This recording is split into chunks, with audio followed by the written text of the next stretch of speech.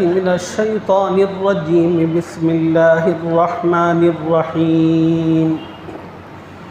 ووصينا الإنسان بوالديه حملته أمه وهنا على وهن وفصاله في عامين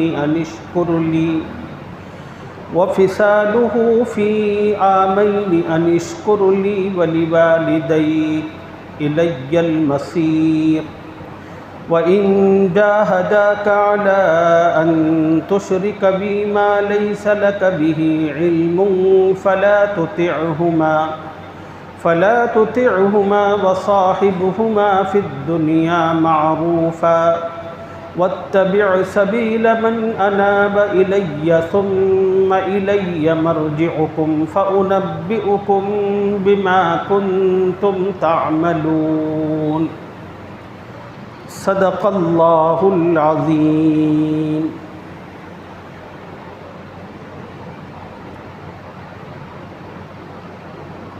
ابھی میں نے آپ حضرات کی خدمت میں قرآن پاک کی جس آیت مبارکہ کی تلاوت کی ہے، اس آیت میں اللہ تعالیٰ نے تمام بچوں کو اس بات کی وصیت فرمائی کہ وہ اپنے ماں باپ کے ساتھ حسن سلوک کریں.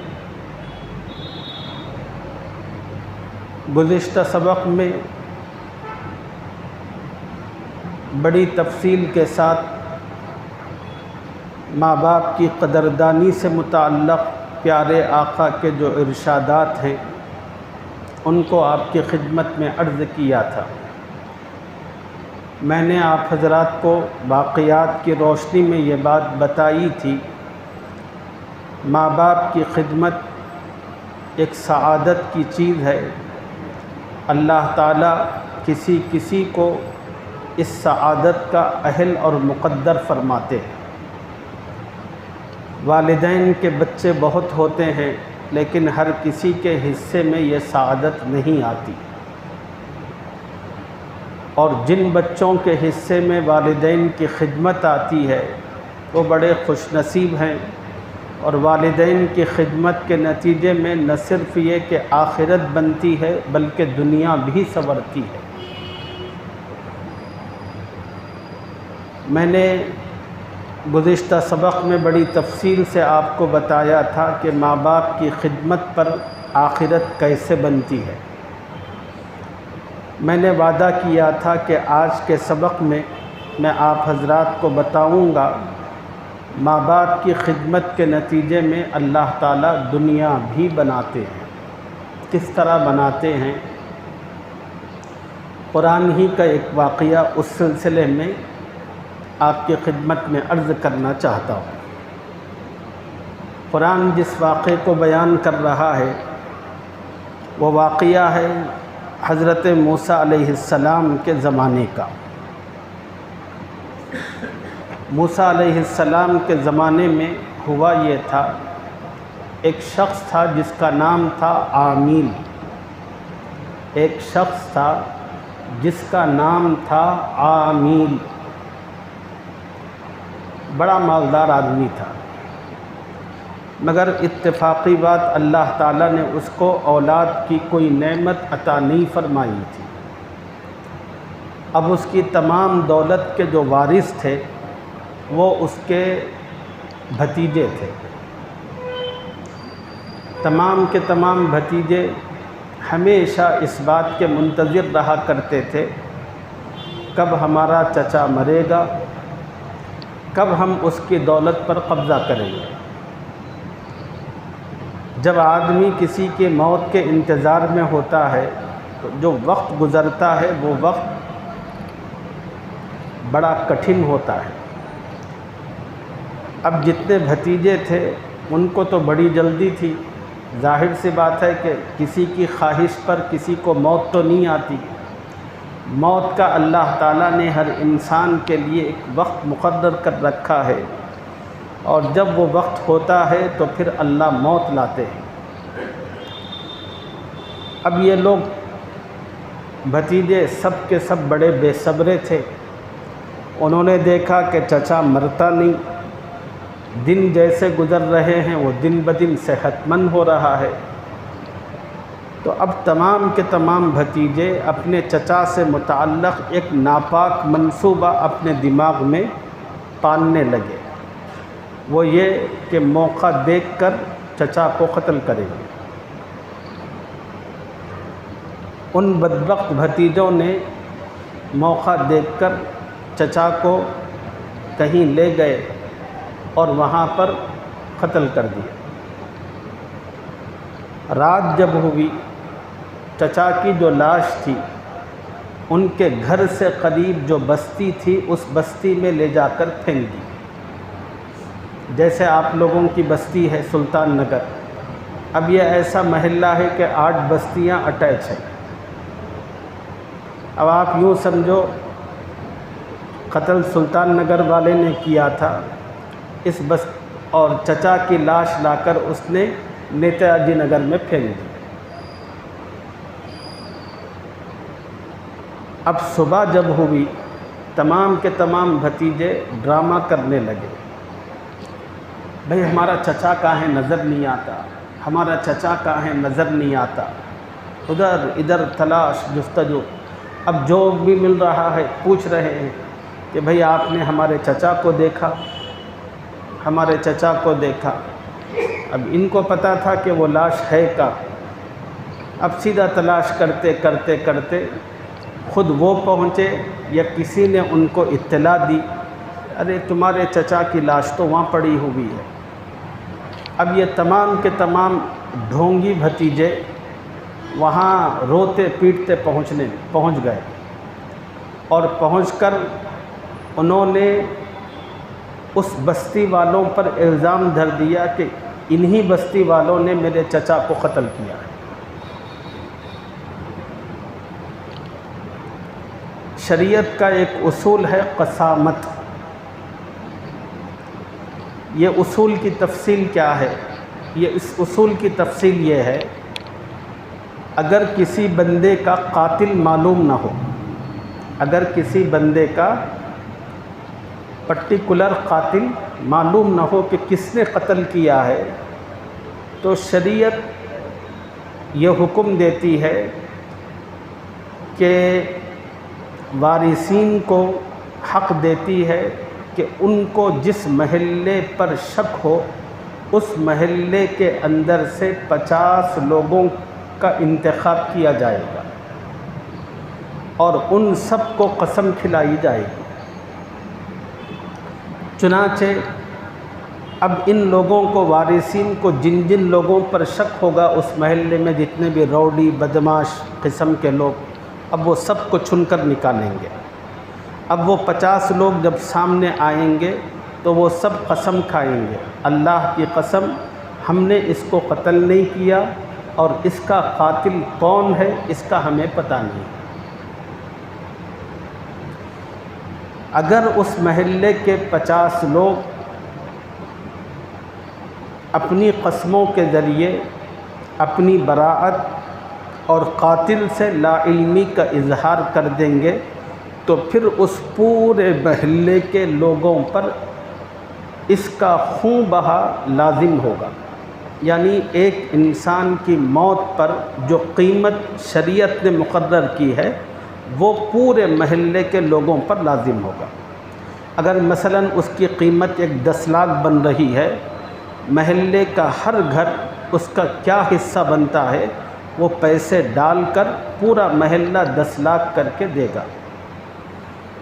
یہ جو بھتیجے تھے ان کا شیطانی منصوبہ تھا، ایک طرف وہ اپنے چچا کو قتل کر کے اس کی دولت ہتھیانا چاہتے تھے، اور دوسرا یہ تھا کہ اس چچا کی ایک خوبصورت بیٹی تھی، اس بیٹی سے نکاح بھی کرنا چاہتے تھے، اور تیسرا دوسرے محلے کے لوگوں پر اس قتل کا الزام تھوپ کر ان سے بھی پیسہ ہڑپنا چاہتے تھے۔ یہ تھا ان کا منصوبہ۔ اب جب ان بھتیجوں نے اس محلے کے لوگوں پر الزام دھرا تو قسامت کا جو قانون ہے وہ پیش کیا گیا، تو اس محلے کے 50 لوگوں نے قسم بھی کھا لی۔ اب جو باقی پورا محلہ حضرت موسیٰ علیہ السلام کے پاس آ کر کہنے لگا، اللہ کے نبی آپ تو خدا کے بڑے پیارے ہیں، کلیم ہیں، آپ اللہ تعالیٰ سے دعا فرمائیں کہ اس کا قاتل کون ہے وہ بتا دیں۔ اب انہوں نے بڑی منت و سماجت کی۔ اب انہوں نے کہا ہوگا یہ ایک داغ ہوگا جو ہم سب محلے والوں پر لگے گا اور سب کی نظروں میں ہم مشکوک رہیں گے، اللہ کے نبی آپ پلیز ہماری ہیلپ کریں اور اللہ سے دعا کر کے اصل قاتل کا پتہ چلائیں۔ تو حضرت موسیٰ علیہ السلام نے ان کی درخواست منظور کر لی، اللہ تعالیٰ سے دعا فرمائی۔ اللہ تعالیٰ سے کہا، اے میرے اللہ، میرے اپنی قوم کا ایک آدمی قتل کیا گیا ہے اور بھتیجے فلاں محلے کے لوگوں پر اس کا الزام دھرتے ہیں، اور وہ لوگ قسم کھا کر کہتے ہیں کہ ہم نے ایسا کوئی خون خرابہ نہیں کیا۔ اے اللہ، صورتحال بڑی کنفیوز ہو گئی ہے، آپ مدد کر دیں، اصل قاتل ہے، اصل قاتل کون ہے بتا دیں۔ اب موسیٰ علیہ السلام خدا کے بڑے لاڈلے تھے، انہوں نے جب دعا کی تو اللہ نے ان کی دعا قبول فرمائی۔ اب اللہ تعالیٰ نے ایک بڑا عجیب حکم بیان کیا۔ اللہ نے کہا کہ موسیٰ اپنی قوم سے کہو ایک گائے ذبح کرے، اپنی قوم سے کہو ایک گائے ذبح کرے اور اس کی زبان نکال کر مرے ہوئے آدمی کو لگائے۔ جو ہی وہ زبان مرے ہوئے آدمی کو لگائی جائے گی وہ اللہ کے حکم سے زندہ ہوگا۔ اللہ نے کہا جو ہی وہ زبان اس کو لگے گی وہ زندہ ہوگا، اور زندہ ہوتے ہی تمہیں سوال کرنا ہے کہ تجھے کس نے قتل کیا، وہ خود اپنے قاتل کا نام بتا دے گا۔ جب موسیٰ علیہ السلام نے اپنی قوم سے خدا کا یہ پیغام کہا، اب بنی اسرائیل کے جو لوگ تھے بڑی گھٹیا قسم کی سوچ اور طبیعت کے مالک تھے، سووں سالوں سے غلامی کرتے کرتے ان کی مت ماری جا چکی تھی۔ جب موسیٰ علیہ السلام نے ان لوگوں کو خدا کا حکم سنایا تو قوم کے لوگوں نے کہا، قالوا اتتخذنا ہزوا، موسیٰ کیا تم ہم سے مذاق کرتے ہو؟ یہ کیا بات ہوئی؟ ایک بندہ مرا ہے، اس کا اصل قاتل کون ہے اس کا پتہ چلنا ہے، اور آپ کہہ رہے ہیں کہ ایک گائے ذبح کرو اور اس کا دل یا اس کی زبان مردے کو لگاؤ تو وہ زندہ ہوگا۔ یہ کیا تماشا ہے؟ یعنی قاتل کو معلوم کرنا اور گائے ذبح کر کے پھر اس کی زبان یا دماغ اس کو لگانا، اس میں کیا کنیکشن ہے؟ تو اسی کو رکھ کر قوم نے کہا کہ قالوا اتتخذنا ہزوا، موسیٰ کیا تمہیں مذاق سوجھ رہا ہے یا ہم لوگ اتنے ٹینشن اور پریشانی میں ہیں؟ تو موسیٰ علیہ السلام نے کہا کہ قال اعوذ باللہ ان اکون من الجاہلین، بے وقوفو یہ خدا کا حکم ہے جو میں تمہیں سنا رہا ہوں، میں اللہ کی پناہ چاہتا ہوں کہ میں جاہلوں میں سے ہو جاؤں، خدا کے حکم کو تم نے مذاق سمجھا ہے۔ اب ان لوگوں نے سیریس لیا، اور موسیٰ علیہ السلام بڑے غضب کے آدمی بھی تھے، غصہ بھی بہت تھا۔ اب انہوں نے موسیٰ علیہ السلام سے، اب اللہ کا حکم کیا تھا؟ ایک گائے ذبح کرو اور اس کی زبان یا دل مردے کو لگاؤ، زندہ ہوگا۔ اب ان کا کام اتنا ہی تھا کہ خدا کے حکم کے مطابق کوئی بھی گائے پکڑتے، ذبح کرتے، اس کا دل یا زبان مردے کو لگاتے تو مردہ زندہ ہوتا، نام بتاتا۔ اب اگر اتنا سیدھا سیدھا کام کر لے تو ان کو بنی اسرائیل کیا کہنا؟ بنی اسرائیل تو وہ لوگ تھے جو بال کی کھال نکالنے کا فن جانتے تھے۔ دیکھو سوالات کرنا بہت اچھی چیز ہے، لیکن ہر موقع سوالات کرنے کا نہیں ہوتا۔ جب آدمی سوالات کرتا ہے تو پیچیدگیوں میں پھنستا چلا جاتا ہے۔ جیسے ایک مثال آپ کو دوں، حضور صلی اللہ علیہ وسلم نے ایک موقع پر صحابہ کے سامنے فرمایا، لوگوں، اللہ تعالیٰ نے میری امت کے صاحب استطاعت لوگوں پر حج فرض فرمایا ہے۔ یہ نبی علیہ السلام نے فرمایا۔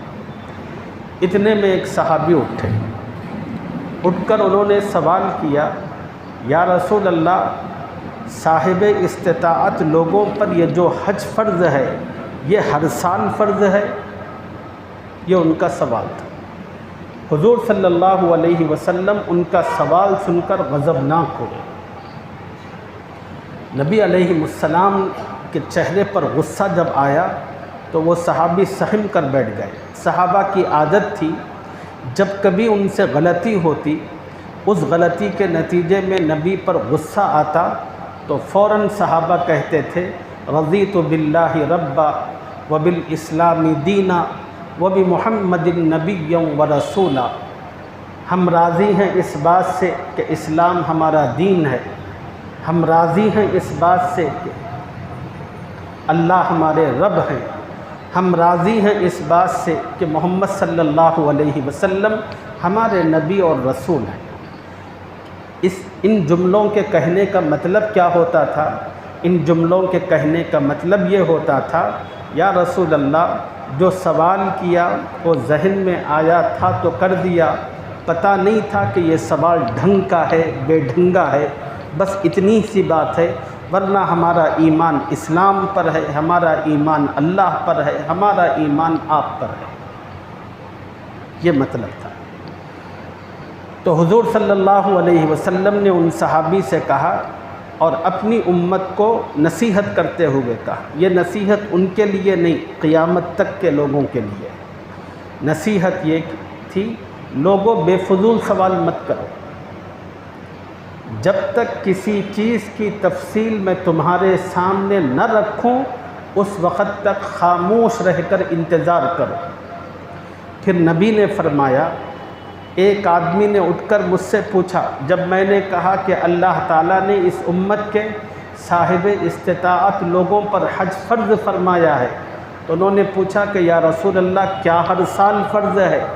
اگر میں ہے کہتا، ہاں کہتا، تو پھر امت کے جو صاحب حیثیت لوگ ہیں ان کو کتنی مشکل ہوتی، کیا ہر آدمی کے بس میں ممکن تھا کہ وہ اتنا سارا پیسہ لگا کر ہر سال حج کرتا؟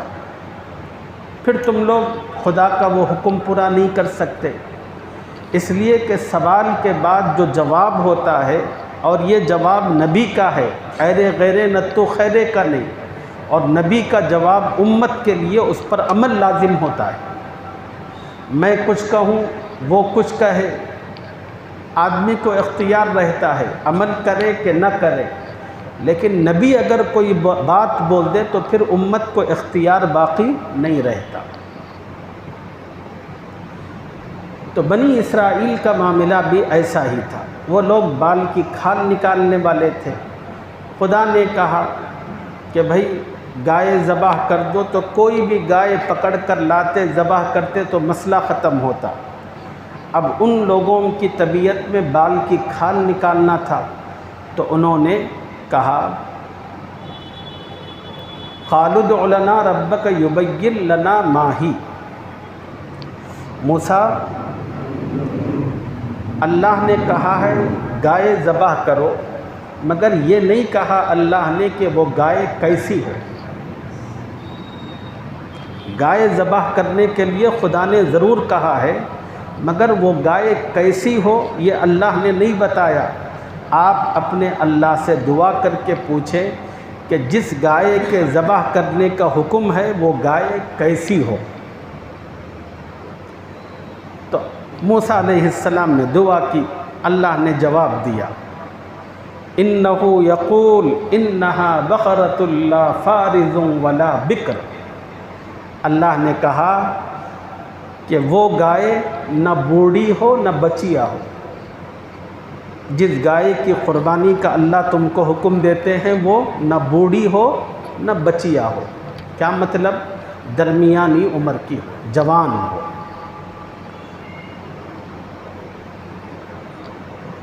بس کسی جوان جانور کو پکڑ کر ذبح کرتے تو مسئلہ ختم تھا۔ اب وہ بنی اسرائیل اس پر اکتفا نہیں کیا، پھر انہوں نے موسیٰ علیہ السلام سے کہا کہ ٹھیک ہے موسیٰ، عمر تو معلوم ہو گئی، مگر یہ معلوم نہیں ہوا کہ اس گائے کا رنگ کیسا ہو۔ آپ ذرا اللہ سے معلوم کر کے بولو رنگ کیسے ہونا چاہیے۔ تو حضرت موسیٰ علیہ السلام نے پھر اللہ سے دعا کی اور دعا کر کے کہا کہ اے اللہ، میری قوم معلوم کرنا چاہتی ہے کہ جس گائے کو ذبح کرنا ہے اس کا رنگ کیسا ہو۔ اللہ رب العزت نے بتایا انہا بقرۃ صفراء فاقع لونہا تسر الناظرین۔ موسیٰ ان سے کہو اس گائے کا رنگ زرد ہو، اس گائے کا رنگ زرد یعنی پیلا،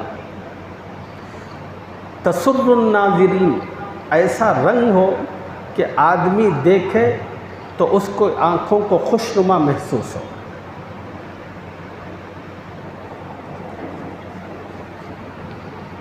قوم اس پر بھی بس نہیں کیا، پھر وہ کہنے لگی موسیٰ کنفیوز ہو گیا ہے۔ اللہ نے کہا کہ گائے جوان ہو، پیلی ہو، رنگ پیلا ہو، ابھی بات مکمل سمجھ میں نہیں آئی۔ اب آپ اللہ سے کہو کہ پوری تفصیل بتائے گائے سے متعلق، خدا نے اگر چاہا تو ہم اس گائے کو پالیں گے۔ اب موسیٰ علیہ السلام نے پھر دعا کی، اے اللہ میری قوم کو گائے کے معاملے میں شبہ ہو چکا ہے، تھوڑی مزید تفصیل یہ معلوم کرنا چاہتے ہیں، آپ اپنے کرم سے بتا دیجئے۔ تو اب اللہ نے پھر آیت نازل فرمائی، قال انہ یقول انہا بقرۃ لا ذلول تثیر الارض ولا تسقی الحرث مسلمۃ لا شیۃ فیہا۔ اللہ نے کہا کہ موسیٰ اپنی قوم سے کہو وہ گائے محنت کرنے والی نہ ہو، جس گائے کو ذبح کرنے کا اللہ حکم دیتے ہیں وہ گائے محنت کی ہوئی نہ ہو، نہ تو زمین میں ہل چلاتی ہو، نہ کھیتی کو پانی دیتی ہو، یعنی وہ گائے کبھی زندگی میں کسی کام میں استعمال ہی نہ ہوئی ہو،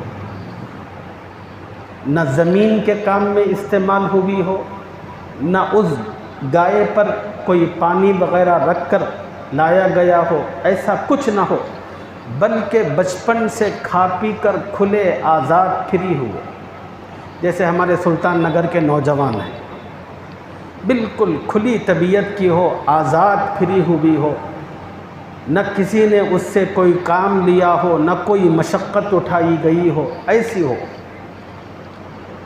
مسلمۃ لا شیۃ فیہا۔ اور تیسری شرط یہ ہے کہ اس میں کسی قسم کا داغ دھبا نہ ہو۔ قالوا الآن جئت بالحق، بنی اسرائیل نے کہا کہ موسیٰ اب ڈیٹیل پورے آ چکے ہیں۔ اب جب ڈیٹیل آ گئے تو بنی اسرائیل اس گائے کو جس کی نشانیاں اللہ نے بتائی تھیں اس کو ڈھونڈنے نکلے۔ ہر مارکیٹ میں گئے، ہر گاؤں گئے، جہاں جہاں ان کو پتہ لگتا تھا کہ یہاں گائے ہے تو وہ وہاں جاتے تھے، لیکن کہیں پر بھی سبوں لوگوں کے ڈھونڈنے کے باوجود وہ گائے نہیں ملی۔ بہرحال وہ لوگ بھی تھکنے والے نہیں تھے، اللہ کا حکم تھا اور موسیٰ علیہ السلام کا زور تھا، چلو جاؤ ڈھونڈو۔ تو آخر تلاش کرتے کرتے کرتے ان کو وہ گائے ایک جگہ ملی۔ وہ گائے ان کو کہاں ملی یہ ہے اصل بات، اس کو بتانے کے لیے اتنا سارا واقعہ آپ کو بتانا پڑا۔ وہ گائے تھی ایک یتیم بچے کی۔ بنی اسرائیل میں ایک بڑا نیک متقی آدمی تھا، اس کا جب انتقال ہو رہا تھا تو اس کے وارثین میں بیوی تھی، چھوٹا سا بچہ تھا، اور ایک اس کے پاس جانور تھا بالکل بچہ قسم کا، وہی اس کی کل دولت تھی۔ جب اس نیک آدمی کو معلوم ہوا کہ اب میرا انتقال ہونے والا ہے، بہت جلد میں اللہ سے ملاقات کرنے والا ہوں، اس نے سوچا اگر میں یہ جانور جو بچہ ہے اپنی بیوی بچوں کے پاس رکھوں گا تو یہ لوگ اس کی دیکھ بھال نہیں کر سکیں گے، اس لیے کہ میری بیوی تو بیوہ ہے، بچہ چھوٹا ہے، جانور کو کھلانا چرانا یہ لوگ یہ کام نہیں کر سکیں گے۔ تو اس نیک آدمی نے اس بچھیا کو لایا، بچڑے کو لا کر جنگل میں اللہ سے دعا کی، کہا کہ اے اللہ میری کل پراپرٹی بس یہی بچھڑا ہے، اے اللہ اس بچھڑے کو میں آپ کے حوالے کرتا ہوں، آج سے آپ اس کی حفاظت کریں گے، اس کی دیکھ بھال کریں گے، جب میرا بچہ جوان ہو جائے گا تو اے اللہ میری یہ امانت جس کو میں آپ کی نگرانی میں رکھوا رہا ہوں، آپ اپنے کرم سے میری وہ امانت میرے بچے تک پہنچا دیجیے۔ اس نے دعا کی اور اللہ کے نام پر وہ بچھڑا چھوڑ دیا جنگل میں۔ اب وہ بچھڑا اللہ کی نگرانی اور پرورش میں پلنے لگا۔ ادھر چند دنوں کے بعد اس نیک آدمی کا انتقال ہوا، بیوہ تھی اور چھوٹا بچہ تھا۔ اب وہ بیوہ ماں اپنے بچے کی پرورش کرتی تھی، اور وہ جو بچہ تھا وہ اپنی ماں کا بڑا فرما بردار تھا، بہت خدمت کیا کرتا تھا۔ ماں نے اپنے بیٹے کو نصیحت کی تھی کہ بیٹا میری مرضی کے بغیر، مجھ سے پوچھے بغیر کبھی کوئی معاملہ نہ کرنا، تو بچہ بالکل ماں کے حکم پر چلا کرتا تھا، یہاں تک کہ اس بچے کی عمر 15 برس کی ہوئی۔ تو ایک دن ماں نے اس بچے سے کہا کہ بیٹا تمہارے باپ کے پاس ایک بچھڑا تھا، اور تمہارے باپ نے اپنی موت کے قریب اس بچھڑے کو جنگل میں لے جا کر اللہ کے حوالے کیا تھا، وہ بچھڑا اللہ کی نگرانی اور پرورش میں چل رہا ہے، تم جاؤ جنگل میں جا کر اللہ سے دعا کرو، یوں کہو کہ اے اللہ میرے جس باپ نے اپنا بچھڑا آپ کی پرورش اور نگرانی میں دیا تھا، اے اللہ وہ بچھڑا مجھے واپس کر دے۔ اس بچے کو بڑی حیرت ہوئی اپنی ماں کی اس بات کو سن کر، لیکن ماں کا بڑا فرما بردار تھا، ماں کے کہنے پر سیدھے جنگل آیا اور اس نے اللہ سے دعا کی، اے اللہ وہ بچھڑا مجھے واپس چاہیے جو میرے باپ نے آپ کی نگرانی میں دیا تھا۔ ادھر اس نوجوان کی دعا ختم ہوئی، اللہ تعالیٰ نے اس بچھڑے کو، اب وہ جوان ہو چکا تھا، بالکل اس بچے کے سامنے لا کر کھڑا کر دیا۔ بچے نے اس نوجوان جانور کو اپنے ہاتھ میں لیا اور لے کر سیدھے اپنے گھر آیا۔ اب کھلاتا بھی تھا، اس کی پرورش کرتا تھا۔ اب وہ بچھڑا جو خدا کی نگرانی اور تربیت میں پلا بڑا ہو، اب آپ تصور کر سکتے ہیں کہ اس کی خوبصورتی کیا ہوگی۔ اس واقعے میں اللہ تعالیٰ کی ایک حکمت یہ تھی، اللہ چاہتے تھے یہ جو معصوم بچہ ہے، جو اپنے ماں باپ کا انتہائی فرما بردار ہے، اس کو مال و دولت سے نوازے، یہ اللہ چاہتے تھے۔ اس لیے بنی اسرائیل کو جس گائے کے ذبح کا خدا نے حکم دیا تھا اور جو جو نشانی اور علامتیں بتائی تھیں، وہ تمام نشانیاں روئے زمین کے بس اسی ایک جانور میں تھے، جو جانور اس بچے کی ملکیت تھا۔ اب بچہ ماں کی بھی خدمت کرتا تھا، جانور کی بھی دیکھ بھال کرتا تھا۔ ماں نے اس بچے سے کہا تھا کہ بیٹے بہت سارے لوگ اس جانور کو خریدنے تمہارے پاس آئیں گے، لیکن جانور کا سودا کرنے سے پہلے تمہیں مجھ سے مشورہ کرنا ہوگا۔ جب میں اجازت دوں گی تبھی تم اس جانور کو بیچنا، میری اجازت کے بغیر جانور کو مت بیچنا۔ یہ ماں نے نصیحت کی۔ بیٹے نے کہا کہ ٹھیک ہے۔ اب وہ بیٹا ہفتے میں ایک مرتبہ جب بھی بازار لگتا تھا جانوروں کا، حسب معمول اپنے جانور کو لے کر بازار میں جاتا تھا۔ اب جانور تھا اتنا خوبصورت کہ لوگ آ کر کہتے کہ بیچو گے؟ تو لڑکا کہتا کہ ہاں بیچنا ہے، مگر ایک شرط ہے، یہ بیچنا میری ماں کی اجازت کے بعد ہوگا۔ پھر لڑکا پوچھتا کیا قیمت دو گے؟ تو خریدنے والا قیمت بتاتا۔ لڑکا کہتا کہ آپ یہیں ٹھہرو، میں اپنے گھر جا کر ماں سے پوچھ کر آتا ہوں، میری ماں رضامندی دے گی تو یہ دے دوں گا۔ یہ لڑکا جا کر ماں سے پوچھتا تو ماں کہتی نہیں بیٹا، قیمت کم ہے اور قیمت۔ پھر آ کر بچہ کہتا تو پھر قیمت لگانے والا اور قیمت بڑھاتا، کہتا کہ پہلے اگر 20 سونے کے سکوں کی قیمت تھی تو وہ کہتا کہ میں 30 دوں گا، اب تم ماں سے مت پوچھو، مجھے دے دو۔ لڑکا کہتا نہیں، ماں جب تک نہیں بولے گی، اجازت نہیں دے گی، میں نہیں دوں گا۔ ایک مرتبہ ایسے ہی ہوا۔ ایک مرتبہ ایک آدمی انسانی بھیس میں اس بچے کے پاس آیا، آ کر کہنے لگا بیچو گے؟ بچے نے کہا کہ ہاں بیچوں گا جانور۔ تو اس نے کہا کیا قیمت؟ تو بچے نے کہا کہ آپ ہی بتاؤ۔ تو اس نے کہا کہ اس کو میں مثال کے طور پر 10 سونے کے سکوں میں خریدوں گا۔ بچے نے کہا کہ نہیں، ٹھیک ہے، میں اپنی ماں سے پوچھ کر آتا ہوں۔ سامنے والے نے کہا کہ نہیں، ماں سے مت پوچھو، اگر تم ماں سے نہیں پوچھو گے تو میں 15 دوں گا۔ بچے نے کہا کہ نہیں، ماں سے پوچھنا پڑے گا۔ وہ کہنے لگا کہ ماں سے نہیں پوچھو گے تو 20 دوں گا، 20 سکے دوں گا۔ بچے نے کہا کہ نہیں، ماں سے پوچھنا ہے۔ پھر وہ کہنے لگا کہ 25 دوں گا، 30 دوں گا، بڑھاتا گیا۔ شرط یہ تھی کہ ماں سے نہیں پوچھو گے، یہ جانور ایسے ہی میرے حوالے کر دو۔ اب وہ بڑھاتا گیا اور بچہ اپنی ضد پر اٹا ہوا تھا، نہیں میں ماں سے پہلے اجازت لوں گا، ماں بولے گی تو دوں گا، نہیں تو نہیں دوں گا۔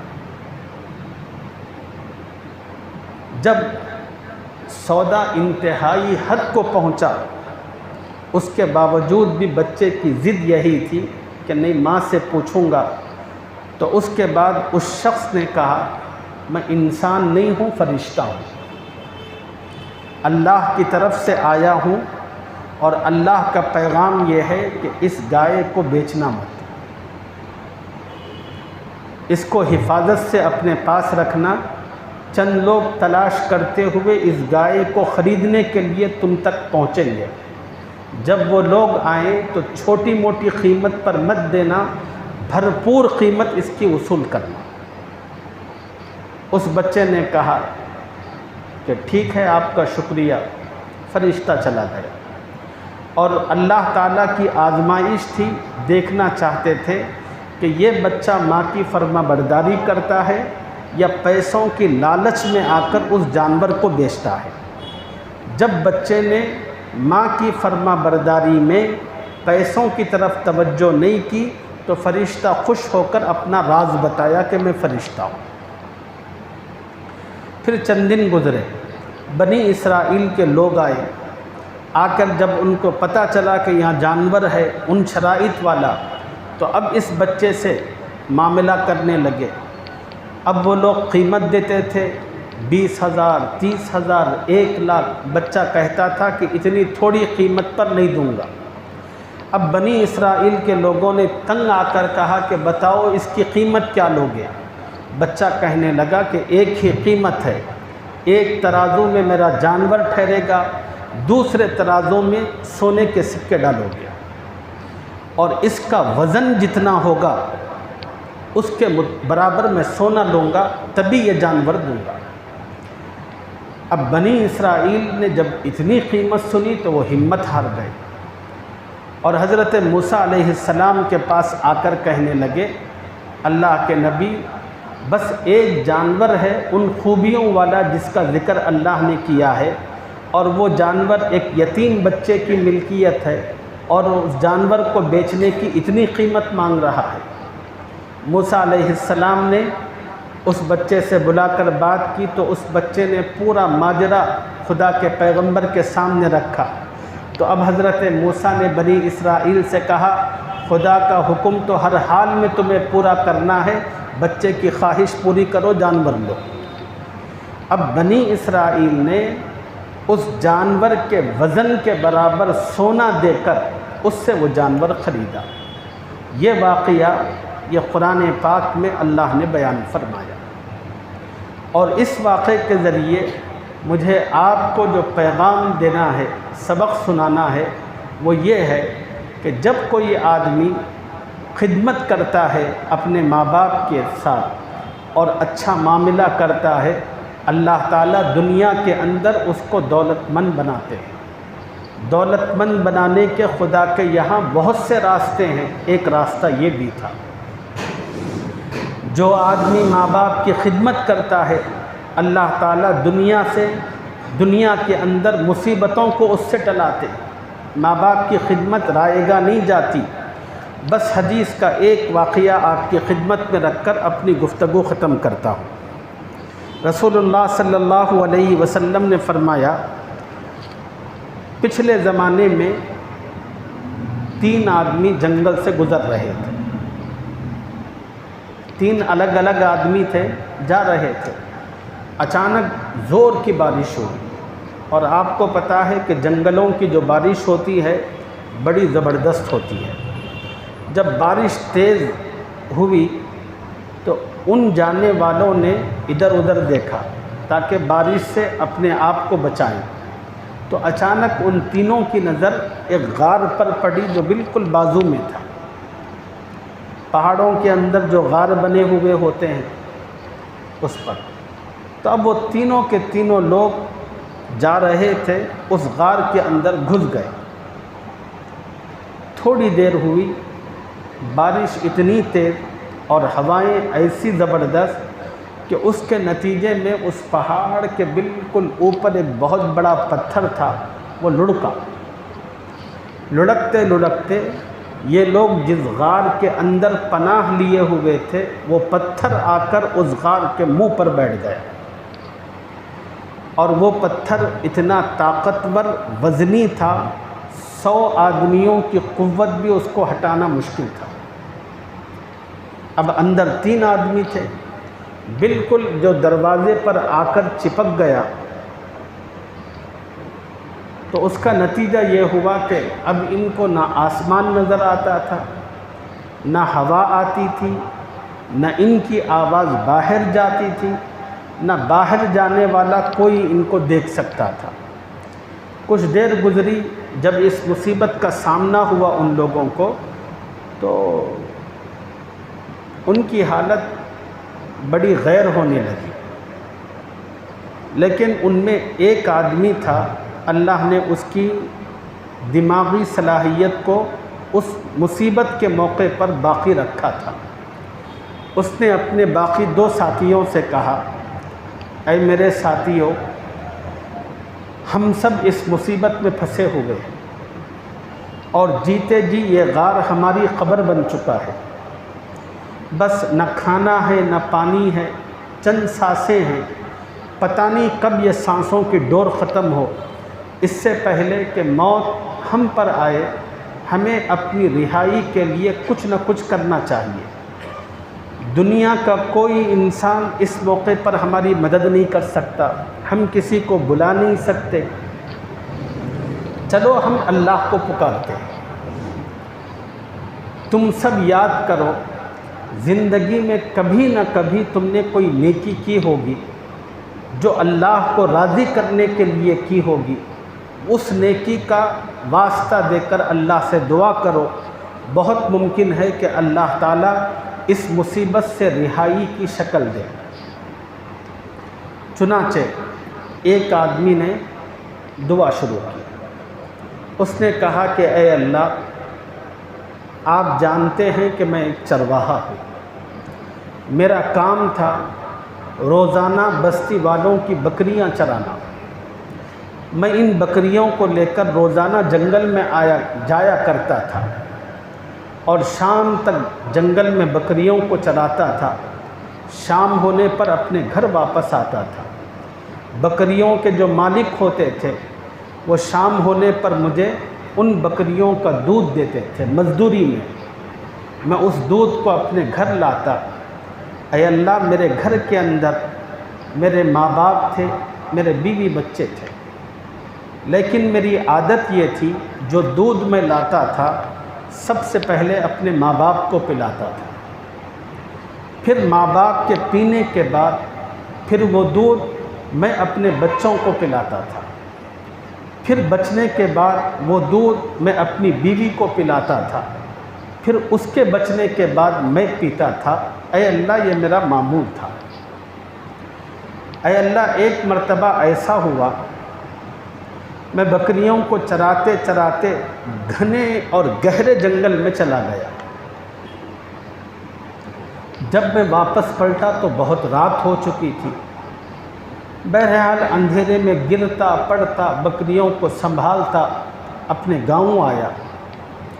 جس کی بکریاں تھیں اس کے حوالے کر دی، اس نے دودھ دیا۔ میں دودھ لے کر خلاف معمول اپنے گھر پہنچا تھا۔ رات کے 10 بج رہے تھے، عام طور پر میں 6 بجے ایسا پہنچتا تھا۔ اب میرے جو والدین تھے وہ میری راہ دیکھ رہے تھے کہ ہمارا بیٹا اب آئے گا، تب آئے گا، ہمیں دودھ دے گا، ہم اپنے بھوکے پیٹ کو بھریں گے۔ اور میرے والدین راہ تکتے تکتے انتظار کرتے کرتے ان کی آنکھ لگ گئی، سو گئے۔ اے اللہ، میں گھر میں آیا تو دیکھا کہ میرے ماں باپ سوئے ہوئے تھے اور دوسری طرف میرے بچے بھی بھوکے تھے، بیوی بھی بھوکی تھی، میں بھی بھوکا تھا۔ اے اللہ، میرے چھوٹے چھوٹے معصوم بچے دودھ کے لیے بلبلا رہے تھے اور میرے پاؤں سے لپٹے ہوئے تھے۔ وہ کہہ رہے تھے کہ بابا دودھ دے۔ اے اللہ، میری غیرت اور طبیعت نے گوارا نہیں کیا میں اپنے ماں باپ سے پہلے اپنے بچوں کو دودھ پلاؤں، اور دوسری طرف حال یہ تھا کہ میرے ماں باپ سوئے پڑے تھے۔ تو اے اللہ، میں دودھ لے کر اپنے ماں باپ کے سامنے کھڑا ہو گیا۔ جب یہ اٹھیں گے سب سے پہلے میں اپنے ماں باپ کو دودھ پلاؤں گا، پھر بچوں کو دوں گا۔ اے اللہ، میرے بچے تڑپنے کے باوجود ان کے تڑپنے اور بلبلانے کو دیکھا، لیکن میں نے اپنے ماں باپ سے پہلے بچوں کو دودھ نہیں پلایا۔ اے اللہ، میرا یہ عمل تیری رضا کے لیے تھا، میری یہ خدمت تیری خوشنودی کے لیے تھی۔ اے اللہ، اگر تم میری اس خدمت سے راضی ہو چکا ہے اور میرا یہ عمل تیری بارگاہ میں قبول ہو چکا ہے تو اے اللہ، اس مصیبت میں ہم مبتلا ہیں اور یہ پتھر جو غار کے منہ پر آ کر بیٹھا ہوا ہے، اے اللہ اس کو ہٹا دے۔ بس حدیث میں آتا ہے، رسول اللہ صلی اللہ علیہ وسلم نے فرمایا، اس شخص نے ابھی اپنے ہاتھ منہ پر بھی نہیں پھیرے، اللہ تعالیٰ نے پتھر کو ہٹا دیا۔ اتنا ہٹایا، ہوا آنے لگی، ان لوگوں کو آسمان دکھنے لگا۔ پتھر اتنا نہیں ہٹا تھا کہ یہ لوگ باہر نکلتے۔ پھر باقی جو 2 اور لوگ تھے انہوں نے بھی دعا کی، اگر میں وہ سب بولوں گا تو واقعہ لمبا ہو جائے گا۔ بس میرا جو مقصود تھا وہ اتنا تھا، ماں باپ کی جو خدمت ہوتی ہے وہ زندگی کی مصیبتوں اور مشکلات کو بھی دفع کرتی ہے، دور کرتی ہے۔ ایک بہت بڑے بزرگ گزرے ہیں، ان کی ماں کا انتقال ہوا تو اللہ تعالیٰ نے اس بزرگ پر الہام فرمایا۔ الہام یہ تھا، اے پیارے اب سنبھل کر رہنا۔ اللہ نے اس بزرگ پر الہام فرمایا، اے پیارے اب بچ کر رہنا، سنبھل کر رہنا، اس لیے کہ کل تک جس کی دعائیں تیری حفاظت کیا کرتی تھی آج وہ ہستی دنیا سے گزر چکی ہے، اب تیری حفاظت کرنے والا کوئی نہیں ہے، اب سنبھل کر رہنا، یہ اللہ نے کہا۔ تو ماں باپ کی خدمت، ان کی دعائیں اولاد کے لیے ہر موقع پر فائدہ مند ہوتی ہیں۔ اگر بچے اپنے ماں باپ کی خدمت کر لیں، یہ ان کے لیے دنیا کی بھی سعادت ہے، آخرت کی بھی سعادت ہے۔ اللہ اپنے فضل و کرم سے ہمیں اپنے ماں باپ کی قدردانی کی توفیق عطا فرمائے۔ بس آیت کا تھوڑا سا ترجمہ سن لیں۔ وَإِن جَاهَدَاكَ عَلَىٰ أَن تُشْرِكَ بِي مَا لَيْسَ لَكَ بِهِ عِلْمٌ۔ اب اللہ نے وصیت کی تھی کہ ماں باپ کے ساتھ اچھا سلوک کرنا، تو اب ایک سوال پیدا ہوتا ہے، وہ سوال کا جواب ہے۔ سوال یہ ہے، کبھی کبھی ایسا ہوتا ہے کہ ماں باپ کبھی کسی غلط کام کا حکم کرتے ہیں۔ ماں باپ کہتے ہیں کہ داڑھی منڈا، کیا بڈھا ہو گیا کیا؟ کبھی ماں باپ کہتے ہیں جا گھر میں کیا بیٹھا رہتا ہمیشہ، ایک فلم کو جا کے آ۔ کبھی اس قسم کے ماں باپ حکم دیتے ہیں، گناہ کے کام کی طرف ترغیب دیتے ہیں۔ کیا اولاد کے لیے ماں باپ کا یہ حکم بھی ماننا ضروری ہے؟ یہ سوال، یا پھر کیا کرنا؟ اس لیے کہ اللہ نے خود کہا ہے کہ ماں باپ کی فرما برداری کرنا، اگر حکم مانیں گے تو گناہ ہوتا ہے، نہیں مانیں گے تو پھر ماں باپ کی نافرمانی ہوتی ہے، اللہ ناراض ہوتے ہیں۔ کرنا کیا چاہیے؟ اور ماں باپ بھی بچوں کو بہت بلیک میل کرتے ہیں، کہتے ہیں نہیں ہماری بات ماننا ہے، جو بولے وہ ماننا، اگر نہیں مانو گے تو ہم ناراض، اللہ ناراض۔ تو اللہ نے اس کا جواب دیا، کہا کہ نہیں، ماں باپ کی اولاد وہی بات مانیں گے جو نیک ہوگی، اچھی ہوگی۔ ماں باپ اگر غلط باتوں کا حکم دیں گے تو پھر اولاد ماں باپ کی بات نہیں مانے گی، اس نافرمانی کی وجہ سے اولاد کی کوئی پکڑ اللہ کے یہاں نہیں ہوگی۔ اولاد کو چاہیے کہ ہمیشہ وہ اللہ کو دیکھے گی، ماں باپ کا حکم اللہ کے حکم کے مطابق ہے تو پھر اس پر عمل کیا جائے گا، ماں باپ کا حکم اللہ کی مرضی کے خلاف ہے تو پھر ماں باپ کی بات کو ردی کی ٹوکری میں پھینکا جائے گا۔ اسی کو اللہ نے کہا، وَإِن جَاهَدَاكَ عَلَىٰ أَن تُشْرِكَ بِي مَا لَيْسَ لَكَ بِهِ عِلْمٌ، اور اگر تیرے ماں باپ تجھے اس بات پر مجبور کرے کہ تو میرے ساتھ اس چیز کو شریک ٹھہرا جس کا تجھے علم نہیں، فَلَا تُطِعْهُمَا، تو اللہ نے کہا کہ ان کا کہنا نہ ماننا، وَصَاحِبْهُمَا فِي الدُّنْيَا مَعْرُوفًا، ہاں دنیا کے کاموں میں ان کا اچھی طرح ساتھ دینا، مگر گناہ کے کام میں ان کا ساتھ مت دینا۔ وَاتَّبِعْ سَبِيلَ مَنْ أَنَابَ إِلَيَّ، اور جو شخص میری طرف رجوع کرے اس کے راستے پر چلنا، غلط راستے پر مت چلنا۔ ثُمَّ إِلَيَّ مَرْجِعُكُمْ فَأُنَبِّئُكُمْ بِمَا كُنْتُمْ تَعْمَلُونَ، پھر تم کو میری ہی طرف لوٹ کر آنا ہے مرنے کے بعد، جو کام تم کرتے رہے ان سے میں تم کو آگاہ کروں گا۔ اب اگلی آیتوں میں اللہ نے لقمان حکیم کی اور نصیحتوں کا ذکر کیا ہے، انشاءاللہ اس کی تفصیل اگلے سبق میں آپ حضرات کی خدمت میں عرض کریں گے۔ اللہ اپنے کرم سے ہمیں اپنے ماں باپ کی قدردانی کرتے ہوئے ان کی خدمت کی توفیق عطا فرمائے، اور جن کے والدین دنیا سے گزر چکے ہیں اللہ تعالیٰ ان کی مغفرت فرمائے، ان کی قبروں میں ٹھنڈک اور راحت عطا فرمائے، آمین یا رب العالمین۔ سبحان اللہ۔